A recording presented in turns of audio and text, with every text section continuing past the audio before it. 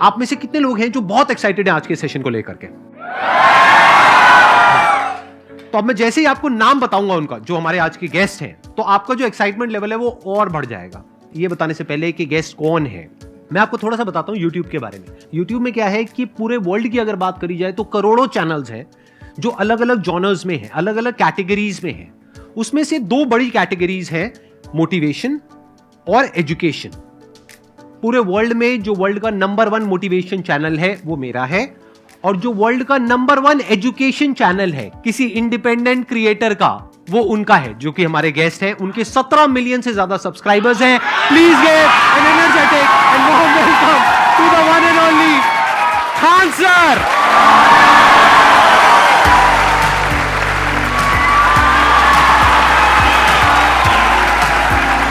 क्या हाल चाल जी, कैसे हैं आप?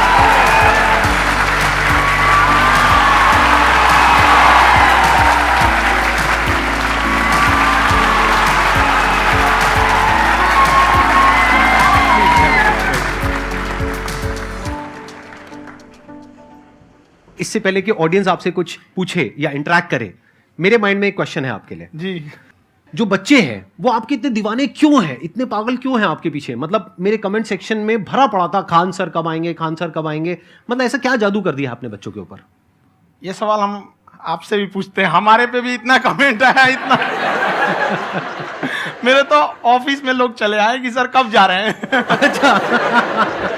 क्योंकि हम लोग का तो एग्जैक्ट है, वही पढ़ाना है। हाँ।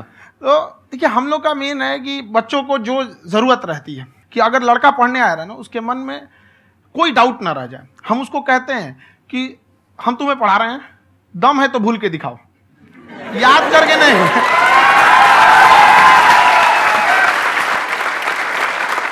प्लस आप जिस प्राइस पॉइंट पे पढ़ा रहे हैं, आई थिंक वो सबसे कम है, वो बहुत ही कम है। सर, ये जो फीस का कल्चर है, ये हमारा इंडियन कल्चर नहीं है। हमारा इंडियन कल्चर गुरु दक्षिणा है, उस हिसाब से वो सही है। ऑक्सीजन जैसे जिंदगी के लिए जरूरी है, वैसे एजुकेशन जरूरी है। कोई ये नहीं कह सकता है कि पैसे की वजह से वो खान सर के यहाँ से लौट गया। क्या बात है।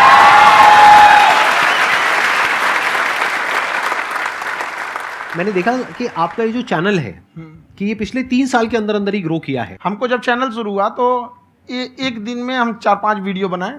एक हमको कुछ आता, आज भी नहीं आता इतना, तो हम देख के कैमरा उमरा तो हम कंफ्यूज हो गए, बाप रे।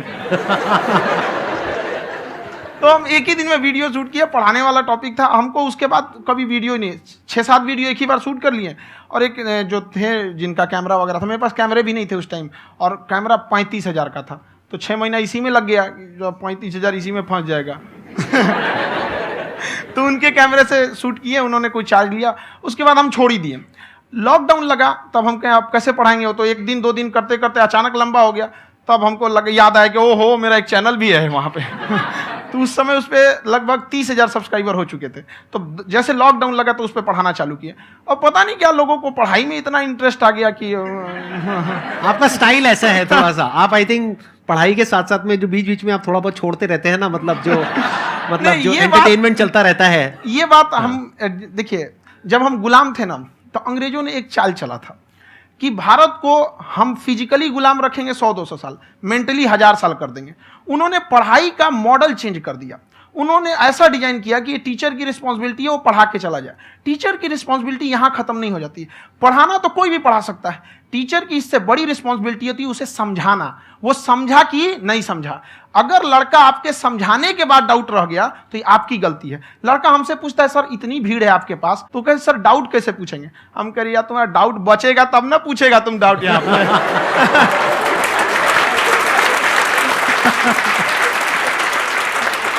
कॉन्फिडेंस नेक्स्ट लेवल है खान सर का, मानना पड़ेगा। और शायद यही वजह है इनकी जो ग्रोथ है उसका।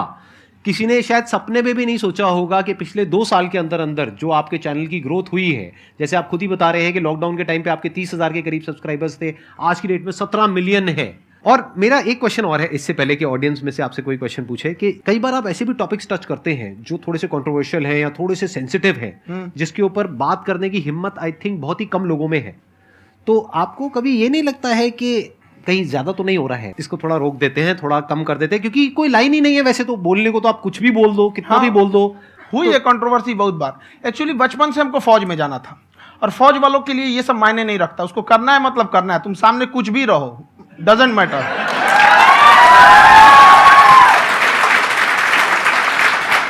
और मैंने YouTube पे देखा कुछ वीडियोस में कि आपका जो इंस्टीट्यूट है वहां पर आज से कुछ साल पहले कुछ बम गिरे थे। हाँ, कुछ गिरे थे, कुछ तो बहुत सॉलिड जगह गिरा था, फटा नहीं वो। मतलब आपके आसपास। हाँ, बम को भी पता है कि टीचर की इज्जत किया जाता है। क्या बात है, क्या बात है। मैं समझ पा रहा हूं कि ये आपके अंदर जो एटीट्यूड है ये कहां से आ रहा है, क्योंकि आप बचपन से ही फौज में जाना चाहते थे, तो आप जंग के मैदान में ही खड़े हैं एक तरीके से। बस फर्क ये है कि आपके हाथ में कलम है, हथियार ना हो करके। हथियार से एक आदमी की जान जा सकती है, हाँ। कलम से बहुत ताकत होता है। शिक्षा एक ऐसा हथियार है ना, हर कुरीतियों से लड़ सकता है, हर तरह की समस्याओं से। और ये एक ऐसा हथियार है, मेटल डिटेक्टर में भी नहीं पकड़ाता है।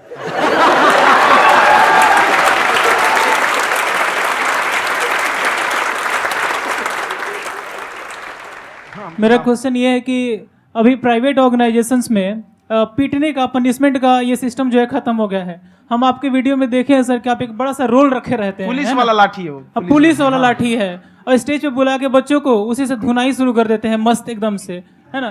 तो सर मतलब कि बच्चे मतलब कि डरते नहीं हैं आपसे, और इस तरीके से कैसे कनेक्टेड हैं आपसे, है ना? और एक और क्वेश्चन सर, यूपीएससी का जो आप अपना बैच स्टार्ट करने वाले हैं, ठीक है, उसके बारे में बताइए सर, क्योंकि मुझे मतलब कुछ इशू करना है सर, ठीक है? और संदीप सर को देख लिए, मेरा तो वैसे ही हो जाना है।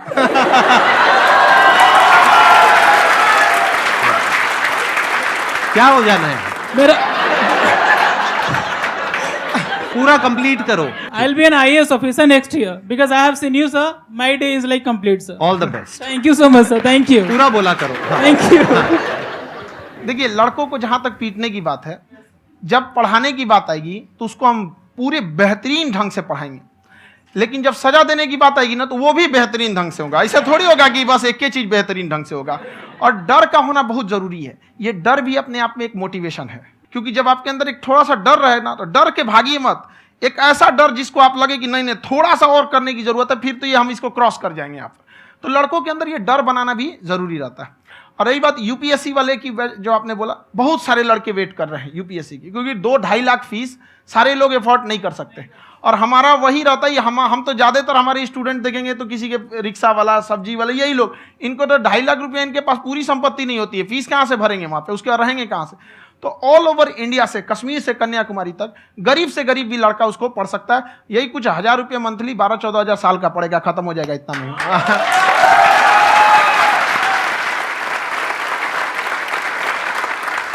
ये जो डंडे वाली बात इन्होंने कही, ये सच है? मतलब आप हाँ, सच में एक डंडा रखते हो पुलिस का ही है वो, और मारते हो? हाँ। कि मतलब अगर कोई लड़की छेड़ता है या ऐसा कोई भी उल्टा नहीं, पुल्टा काम पढ़ाई करता लिखाई है, कुछ भी गलती करेंगे तो पिटाएंगे वो यहाँ पे, कैमरे पे, ऑन कैमरा, जैसा भी रहे, कुछ भी पिटाना तो उनको फिक्स है। एक तो कोई मतलब विधायक जी थे, उनके लड़का को पीट दिए, तो चला है दल बल लेके अपना वहां पे। उसने घर पे नहीं बताया था कि सर ने पीटा है, बस बोल दिया कोचिंग में पीटा है। बाद में पता चला हम पीटे हैं, तो उसके पिताजी मेरे सामने और पीटे।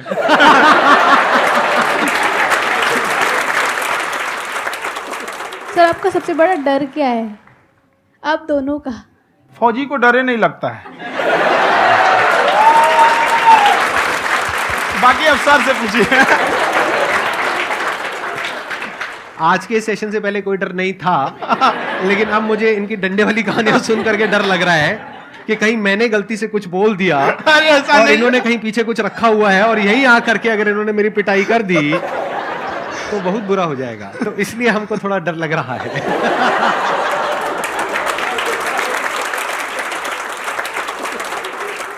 आपकी डेली कितने घंटे क्लासेस होती हैं? 6-7 घंटे। अभी भी खुद ही करते हो आप? हाँ, खुद ही हमारे classes स्टाफ करते हो? परेशान रहते हैं। हम 1:30-2 बजे सोते हैं, सुबह 6 बजे उठ जाते हैं, परेशान रहते हैं।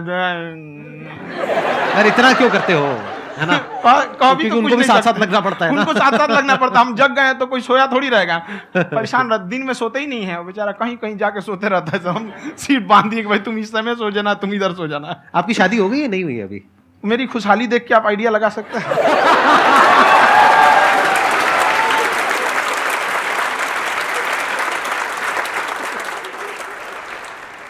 First of all I would like to say sir thank you so much to you and to your team कि आपने मुझे यहाँ आने का मौका दिया। एंड सर अब तक मैंने आपको सिर्फ फ़ोन या लैपटॉप में ही देखा है दोनों को, आज फर्स्ट टाइम लाइव देख रही हूँ तो बहुत अच्छा लग रहा है। तो मेरा क्वेश्चन ये है सर आपसे, जब हम लाइफ में कोई डिसीज़न लेते हैं कि हमें ये पर्टिकुलर चीज़ करनी है, और क्योंकि हम डिसीजन लेते हैं तो हमारी आदत है कि पहले हम 4 लोगों से पूछते हैं कि तू बता तेरी क्या राय है, तू बता तेरी क्या राय है। तो उनमें से अगर कोई हमें कह देता है कि ये बेकार डिसीजन है मत कर, तो हमारा माइंड कहीं ना कहीं डाइवर्ट होने लगता है और उसकी वजह से हम अपना डिसीजन चेंज कर देते हैं। तो मेरा क्वेश्चन ये है कि कैसे हम अपने डिसीजन पे स्टिक रहे, कैसे हम जो दूसरे के ओपिनियन है उनको अफेक्ट ना होने दें अपने ऊपर।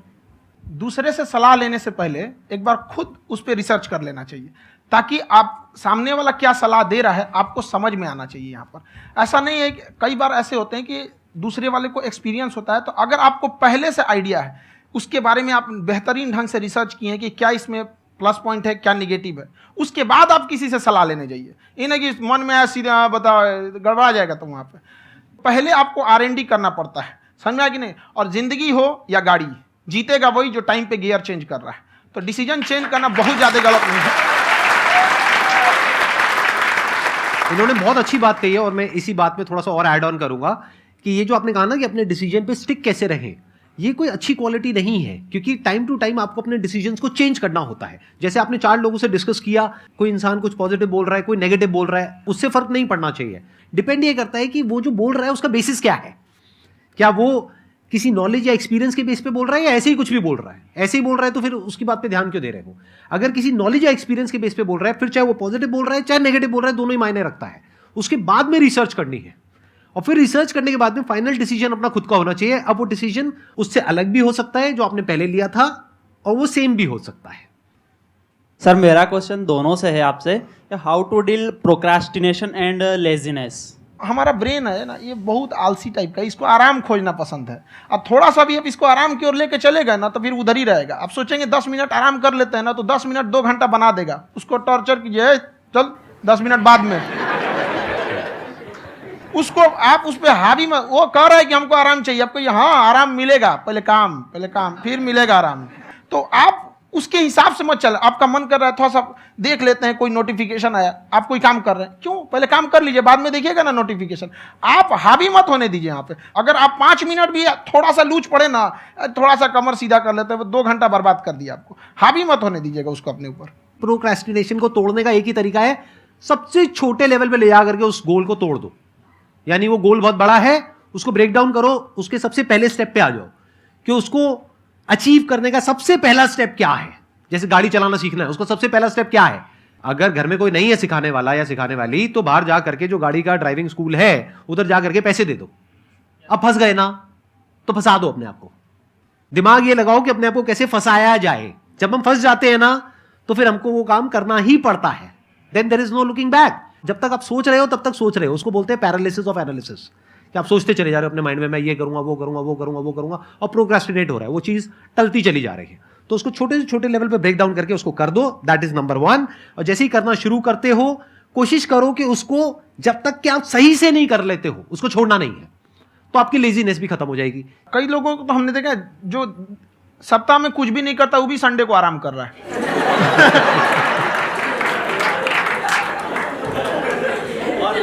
वैसे कहा भी जाता है कि अगर कोई काम आपको करवाना है ना तो ऐसे किसी इंसान को दो जो बिजी है। हाँ। ऐसे आदमी को मत दो जो खाली है। ये परफेक्ट एग्जाम।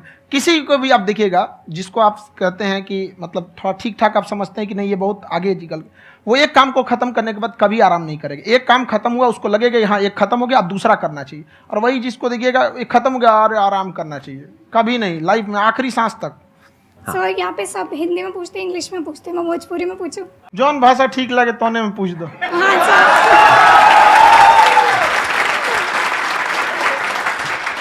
सर ये पूछे के चाहते नहीं कि जैसे हमने के पढ़ाई करी नहीं सर, तो कभी कभी डेली टारगेट्स जो होला वो कंप्लीट ना होला। अगर टारगेट्स कंप्लीट भी होला तो फिर ऐसा इरिटेशन या फिर वो एंजाइटी या फिर कि और करना है या फिर अभी नहीं हुआ, वो चीज़ हमेशा रहेला। तो वो कम कैसे करल जाए? देखिए टारगेट्स को ना हम लोग को एक अपने हिसाब से पहले फिट करना चाहिए। ऐसा नहीं कि दूसरे किसी इंसान को देख के हम टारगेट फिट कर ले। कोई लड़का 8 घंटा पढ़ रहा है, कोई पहली बार अभी पढ़ना ही चालू किया, उसको देख के 8 घंटा पढ़ेगा तो पढ़ाई छोड़ देगा। तो आप अपनी क्षमता के हिसाब से देखिए कि आप कितना पढ़ सकते हैं। अगर आपने एक घंटे को बना लिया कि हम 1 घंटा पढ़ सकते हैं, अगले 1 हफ्ते तक उसको सस्टेन रखिए। जिम में कैसे करते हैं लोग, पहले दिन उठा लीजिएगा 1 कुंटल तो हार्ट अटैक हो जाएगा। तो वो धीरे धीरे टारगेट सेट कीजिए और अपनी क्षमता को भी देखिए। हर इंसान की क्षमता अलग है। कंगारू को देख के हाथी छलांग मारेगा, पैर तोड़ के बैठ जाएगा।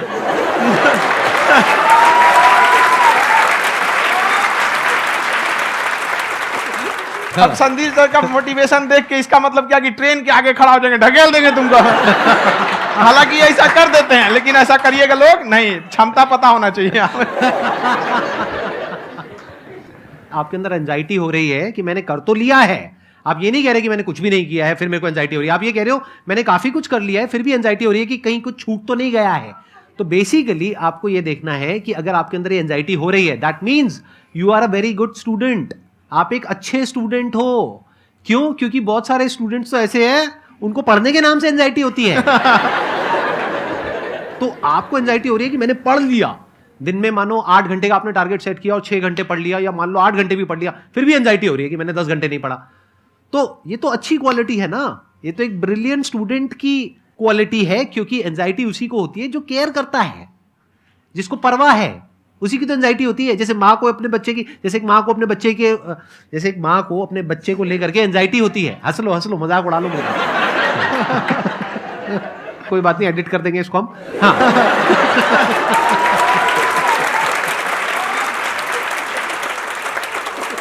जैसे एक माँ है, उसको अपने बच्चे को लेकर के एंजाइटी होती है, थोड़ी सी भी तबीयत खराब हो जाए उसको एंजाइटी होती है, चाहे बच्चा ठीक भी है, डॉक्टर को नहीं होती है। क्यों? क्योंकि माँ को उस बच्चे से प्यार है। तो दैट मीन्स कि आप अपनी पढ़ाई को लेकर के सीरियस हो, इस वजह से आपके अंदर एंजाइटी हो रही है, विच इज नॉर्मल। जहां पर प्यार मोहब्बत होती है वहां पर थोड़ी बहुत एंजाइटी तो होती ही है ना। समझ रहे हो ना मैं क्या कहना चाह रहा हूं? आप लोग समझ रहे हो ना मैं कहां जा रहा हूं? जब वो किसी और से बात करती है तो एंजाइटी होती है ना।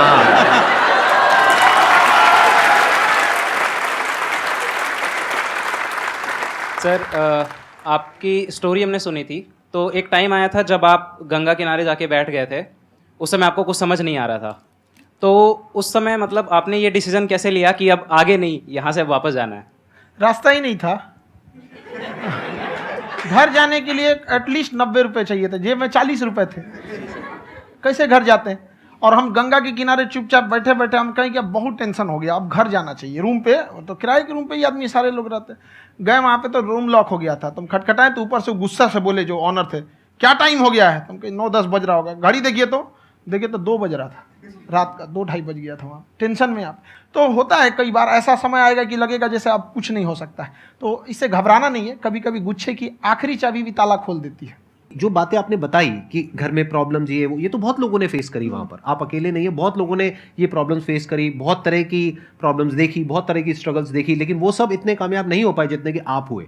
तो आपके अंदर ऐसा कुछ ना कुछ है जो औरों के अंदर नहीं है। तो वो मैं जानना चाह रहा हूं कि वो ऐसा क्या था जहां से कि आपका दिमाग यहां तक सोच पा रहा है कि मैं पूरे इंडिया में इतने बड़े लेवल का चेंज लेकर के आ सकता हूं, एजुकेशन फील्ड में रेवोल्यूशन लेकर के आ सकता हूं। ये सोचना ही बहुत लोगों के बस का नहीं है। मेरी एक खुद की थिंकिंग, अगर हमको कोई 100 रुपए किसी काम के लिए दिया, हम सबसे यही कहते हैं, तो हम कोशिश करते हैं उसे 200 का रिटर्न दे। अगर कोई हमसे 200 रुपया फीस दे रहा है, 250 दे रहा है, तो हम उसको ये कोशिश करते हैं कि तुम्हें ऐसा लगे कि नहीं भैया हमने 10-20 हज़ार का पढ़ लिया यहाँ पर। वो ईमानदारी से कभी कमी नहीं। और हमेशा अगर हम प्रॉमिस एक्स का करते हैं तो डिलीवर 4x करना चाहते हैं। ध्यान से सुनना और ध्यान से समझना इस फर्क को। अगर आप समझ पाए तो बहुत आगे जाओगे लाइफ में। एक वो होते हैं जो ये सोचते हैं कि हमें सब कुछ मिल जाए, हमें कुछ भी करना ना पड़े। दूसरी कैटेगरी होती है लोगों की जिनको जितना मिलता है उसमें भी चोरी चकारी करते हैं या कोशिश करते हैं कि उससे कम दे सामने वाले को जितना कि हमें मिल रहा है। तीसरी कैटेगरी होती है लोगों की, जो इनके जैसे लोग होते हैं। वो क्या करते हैं? वो ये सोचते हैं कि अगर मैंने किसी से 1 रुपए भी लिया, देखा जाए तो 200-250 रुपए कुछ भी नहीं होता है, 200-250 रुपए अगर मैंने लिया तो कैसे उसको 400 रुपए की वैल्यू दूं। ये जो थिंकिंग है ना, यही एक फर्क होता है एक ऐसे इंसान में जो बहुत आगे निकल जाता है और उस इंसान में जो मीडियोकर रह जाता है। आप अपने आप को अपने आप के ऊपर समय दीजिए, उसको डेवलप कीजिए।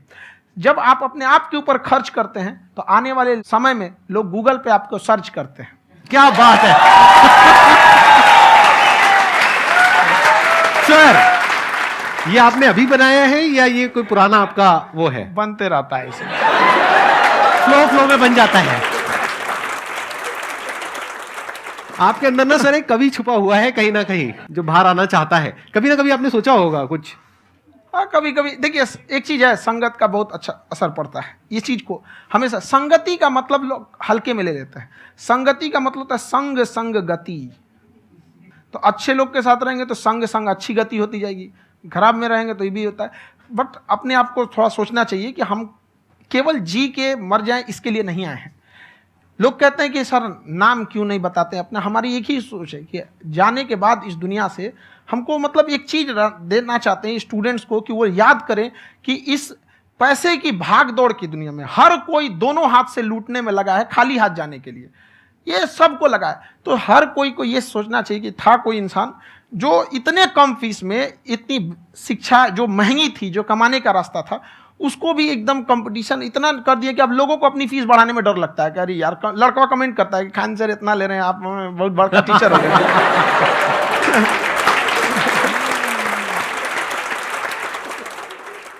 खान सर की एक क्लिप है, ये समय और समझदारी में बहुत फ़र्क होता है। अगर समय रहते समझदारी आ गई तो इंसान कामयाब हो गया, लेकिन अगर समय चला गया फिर समझदारी आई फिर तो बेकार है। तो सर मतलब कुछ आपको ऐसी चीज़ लाना चाहिए जो मतलब बच्चों जो तैयार हो रहे हैं उनको ये चीज़ें मतलब एंड टाइम पे दिखे। समझ रहे हैं आप मेरी बात? नहीं समझ?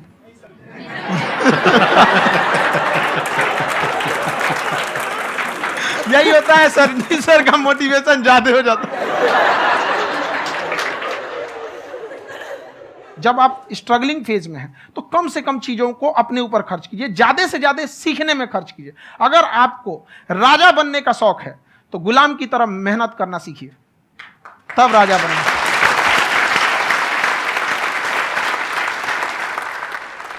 ये दुख, ये दर्द, ये सब तेरे अंदर है। तू अपने बनाए इस पिंजड़े से बाहर निकल के देख, तू अपने आप में एक सिकंदर है।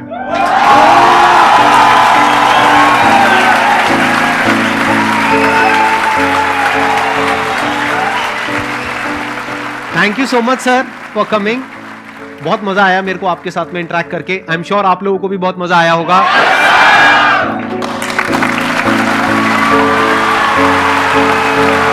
Thank you so much ji.